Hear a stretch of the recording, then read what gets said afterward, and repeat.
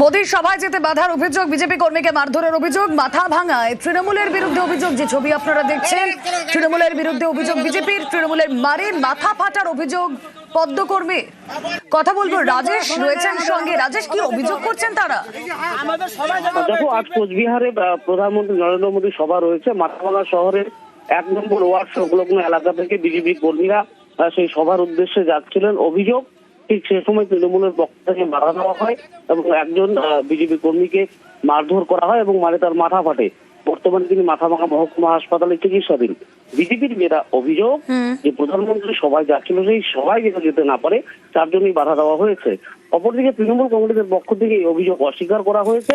তাদের দাবি, তৃণমূল কংগ্রেস এই রাজনীতি বিশ্বাসী নয়, মারধর করে কাউকে মারধর তৃণমূল কংগ্রেসের পক্ষ থেকে করা হয়নি। উল্টে তৃণমূলের একজন কর্মী এই ঘটনায় আহত হয়েছে বলে দাবি তৃণমূলের।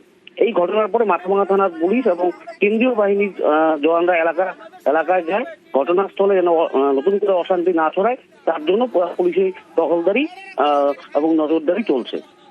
বেশ, একদম ক্লিয়ার একটা ইনস্ট্রাকশন আছে, প্রধানমন্ত্রীর সভা হোক আর অন্য কারোর সভা হোক, আমরা গন্ডগোল করতে রাজি নই। আমরা মাথাভাঙার শান্ত পরিবেশকে শান্তই রাখতে চাচ্ছি, কিন্তু কিছুটা প্ররোচনা আছে, উস্কানি আছে, আমরা দেখছি। আমাদের প্রধানমন্ত্রীর জনসভা কুচবিহার রাজমেলা ময়দান, আমরা সেটার জন্য প্রস্তুতি নিচ্ছি এবং আমরা সকল কার্যকর্তা বাসে ওঠার পর যখন আমাদের বাসজন ছাড়ার দিকে, তখন একজন কার্যকর্তা পিছিয়ে আসতেছিল, ঠিক আছে, তাকে এমনভাবে শরীর বাকলা দিয়ে যেটা আঘাত করা হয়, তার মাথায় হয়তো এখনো 5-7টা হয়তো সেলাই পড়তে পারে।